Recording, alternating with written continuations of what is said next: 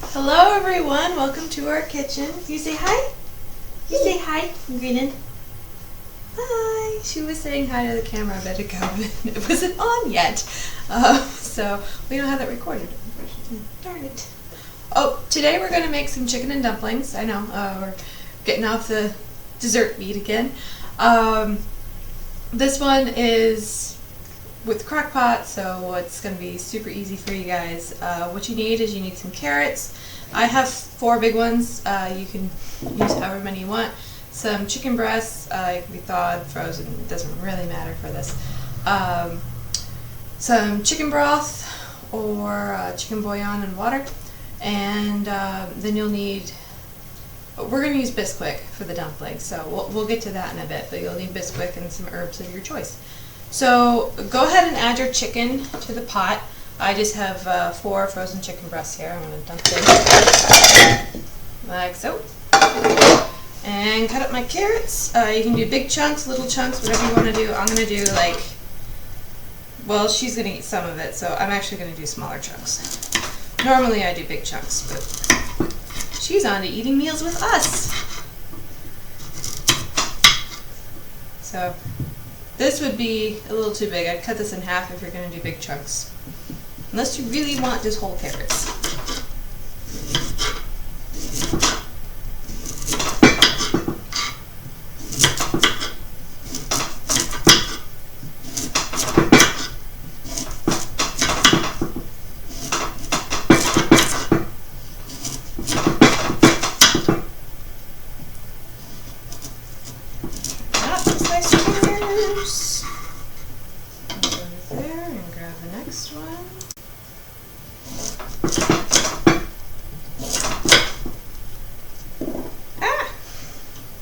Falling off the board here.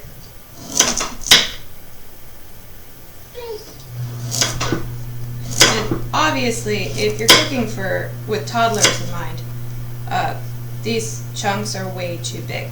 But they're going to be cooked, so they'll be much softer and easier to break later for them. So don't worry about that right now if you're cooking for a baby.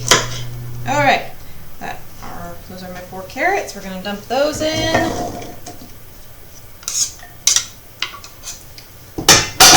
Side, bring this over, and we need some chicken bouillon. I'm going to use 2, which would be 2 cups of water to go with that. I'm not measuring my water necessarily, I just know that 2 is 2 cups. I'll fill it to where I'm comfortable. Okay.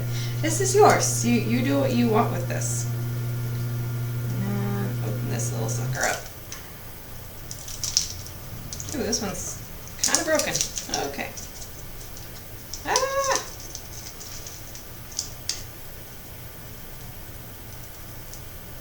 If you want to make this the fast way on the stove, fast way, you'll want to cook your broth first and then add everything else, and that'll probably take you, if you have your chicken thawed already, probably about an hour. Maybe a little longer. I like this because I can just get it ready in the morning. So, guys, this is for tomorrow morning, not for tonight. Well, for tomorrow night, start tomorrow morning. Yeah.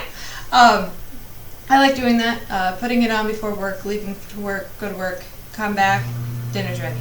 It's really nice. I love crock pots. I hear Instant Pots are great too. I don't have one of those, and I really don't have room in my kitchen for one of those, unfortunately. So, yeah. Alright, just pour in some water. You don't want to completely cover everything, but just like about halfway up, or 2 cups if you want to measure it. And this is ready to cook now, so we're going to go ahead and put this on, and then we're going to start on the dumpling. Okay, I put mine on high because dinner's going to be okay, so the rules are with crock pots is if you put it on for 6 hours, turn on low. If you put it on for 3 hours, high. That's typically what you do.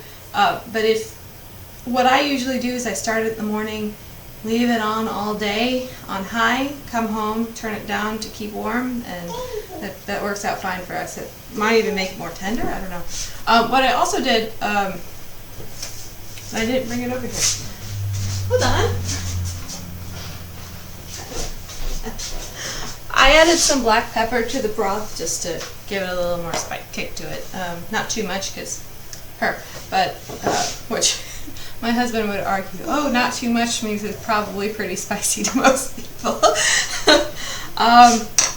Anyway, let's get on to these dumplings here. So we're going to use Bisquick mix, and you're going to follow the regular biscuit recipe on the box. So go ahead and open that up. You're not baking them though, so don't pay attention to that section. Take the clip off here. And that calls for 2 1/4 cup of Bisquick mix. I got my 1/4 cup here. Count that out.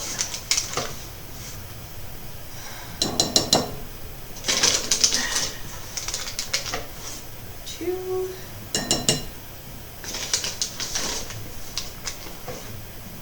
3.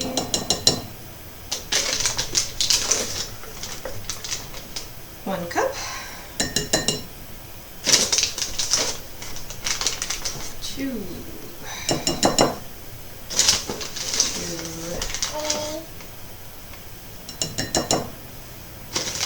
3.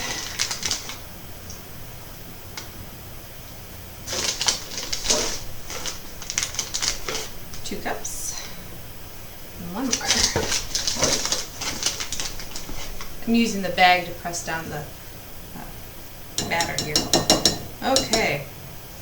Now, I know normally I add wet stuff first, but I found that for biscuits, it's actually easier to go the other direction, because if you're adding things to it, like herbs, for example, it's easier to mix into the dry instead of the wet, because it just gets so thick. All right. So now we're going to add our herbs. And you can add whatever you want, whatever sounds good. Remember though that parsley is a binding kind of herb, so if you're adding some things that you're not quite sure if it's going to mix well, add some parsley. That'll help it. It's not going to necessarily fix it if it's just a terrible combination, but it'll help. So always add parsley. Now I know the stuff that I'm using works, so also just follow along with me.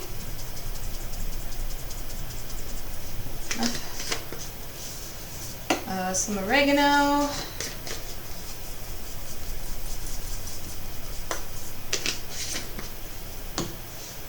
some sage. Sage is very good with bread.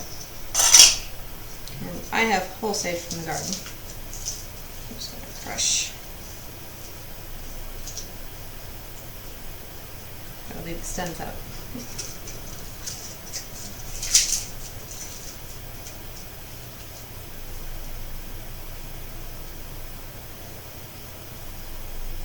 No stems.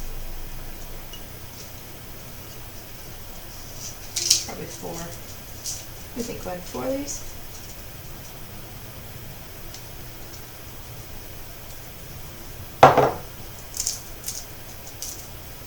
No. Okay. I'm gonna mix that into the batter.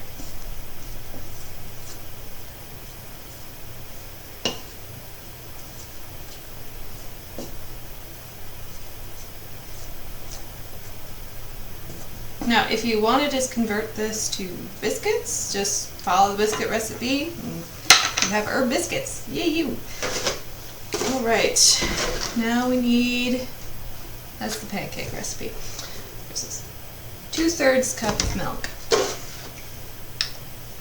1/3 cup.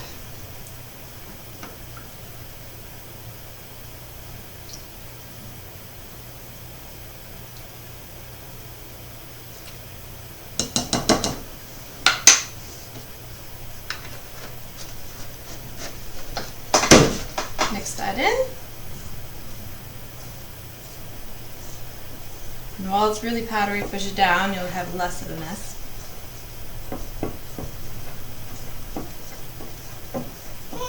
Yeah, and then we can do our regular stir it around. Do you have your foot? That's a nice foot. Is that your left foot? It is your left foot. You are right.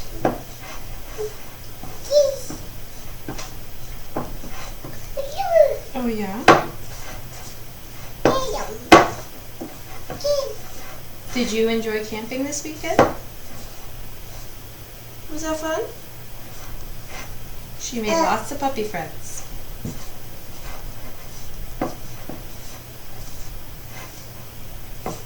Okay.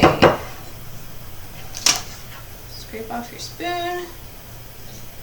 You have some chunky batter in front of you. Alright, now the next step is kind of fun. You're either going to put this into a Ziploc bag, a gallon-sized Ziploc bag, or dump it onto a plate. So we're gonna do a plate because I'm out of Ziploc bags. I have the sandwich bags, I just don't feel like using all those individually. So we're gonna dump this out on here. And if you're using the Ziploc, just go ahead and seal it. And we're going to use some plastic wrap if you're using the plate. And oh, I'm going to give you a fun tip here. Before you put your plastic wrap on, get a little water on your hands. Just a little bit. Get your hands wet. And then go around the bottom edges of your plate or bowl. And it'll make it stick.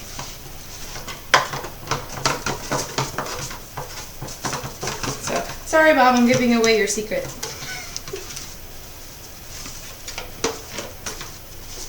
Alright, rip that off.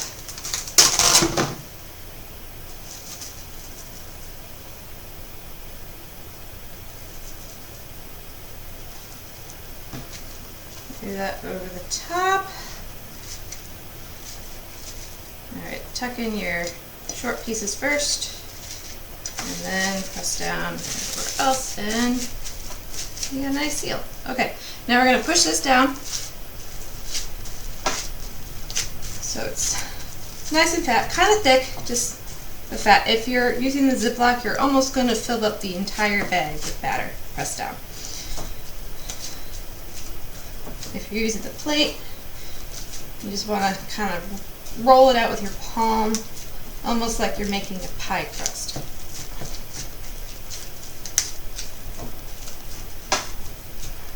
Spread it out.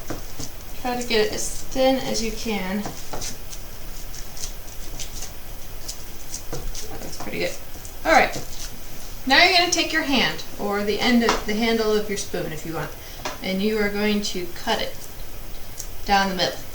Not with a knife, because you don't want to cut through the plastic. You just want to make rivets. Here, I'm going to actually use my spoon handle. You're just going to push down, make grooves. And these are your dumplings that you're cutting out. And that way later, when you're ready for them, it will be easier to break it apart.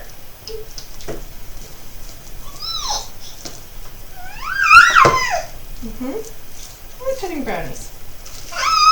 Yeah, we like brownies.